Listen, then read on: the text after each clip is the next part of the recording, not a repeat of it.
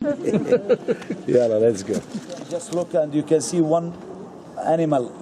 Can you tell me what kind of animal you can see? Fish. Fish, thank you. It's a big fish, okay? But if you just go a little bit down and look to the same stone from here.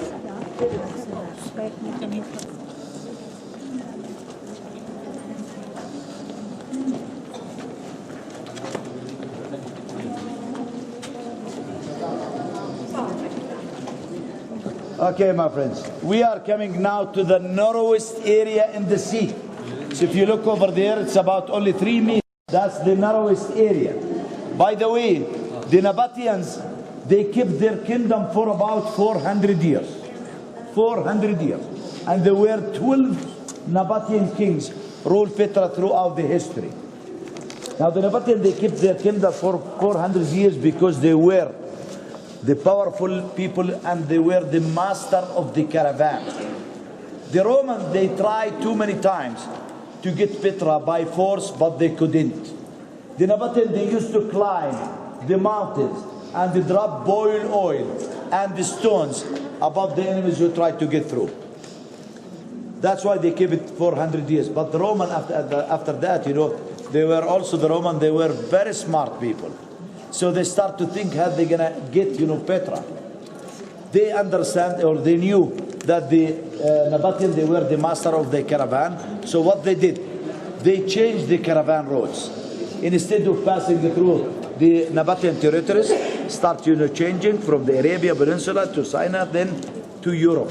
So the importance of Petra as a you know, station, caravan station, lost. Hala Habibi. So the importance of Petra as a caravan station lost at that time once they changed the caravan roads. And the second reason, you know, they cut the water. You know, the Nabateans, they used to get water from 7 spring water located outside. The Roman cut it for 2 years. Then the Nabatean gave up peacefully. That's how the Roman, you know, control, you know, Petra. Not by force. By water and by changing, you know, the caravan roads. Then the Nabatean gave up peacefully. By the way, my friends, keep some pictures on the way back, because every 1 hour the colors of the sandstone getting changed. Now the sun is not reach here, but you're gonna see the difference when the sun goes in. So the colors of the sandstone, every 1 hour you pray and you continue. If it's not Sunday, you go at the time of praying, you stop and you pray by yourself and you continue. At that time, no building, but they got the wall to carve, you know, their statue on it. All right. You see the first one with the 3 idols inside it. The middle one, the big one, represent the main Nabatean god Dushara, god of the mountains, surrounded by the other 2 gods, Allat and Al-Uzza. Allat, god of the sun, god of the moon. So the Nabateans, when they came from north of Arabia, they brought the 2 gods with them. But Dushara, that's the highest, the great mountains here in Petra. Now the second statue over there, they found the Greek inscription underneath. You can see it. The Greek is not, you know, actually clear. But if you've been here, by the way, before 18 years ago, we couldn't see these things. You know, because the sand, it was covered about 2.5 meters up. And we used to walk about, you know, 2.5 meters walk. We couldn't find these things. The antiquities of Jordan, they were looking for the original Roman road and the water channel. So they found, you know, the statue and the Greek inscription underneath over there. And the Greek inscription is written the name of Sapinius Alexandros. Sapinius Alexandros was the governor of Dera. Dera, it's in the border of Syria and Jordan. Up to now, we call it Dera. At that time, he came visited Petra.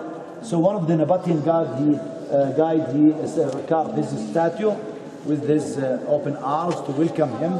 You see the legs at the bottom. You see surrounded by 2 animals, probably 2 lions, but you can see it, most of the figures, you know, the already damaged, destroyed. And the other goddesses represent the main Nabatean god, Dushara and Allat. So a leg of the camel right here, the belly of the camel, the upper part, the neck and the head of the camel is supposed to be there. We have another camel man. You can see only the feet of the second one, but the body from the road damage destroyed. You can see the second camel, the hand of the second camel, and the back leg of the second one, and the belly and the upper part of the camel.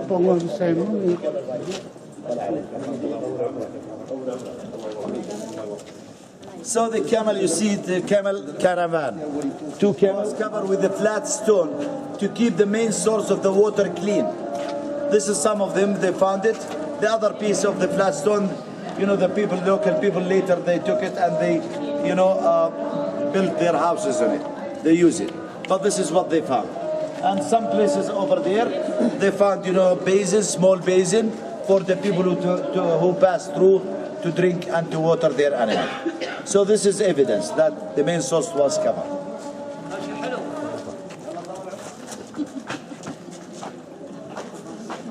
Impressive and attraction place in Petra. Stay to the left and look to the treasury. Stay. Okay.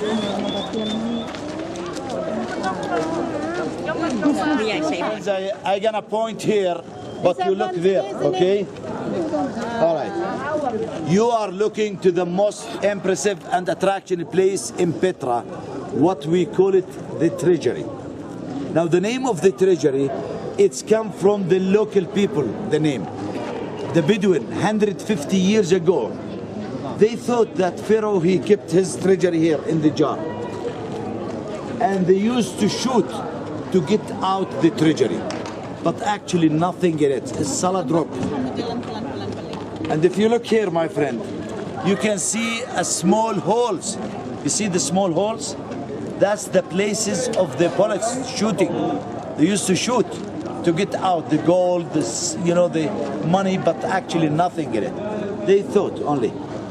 But this beautiful and well-preserved facade, it was a memorial tomb for an Nabatean king, perhaps Aretas IV in the 1st century AD. Probably later they converted and used it as a temple to worship the king.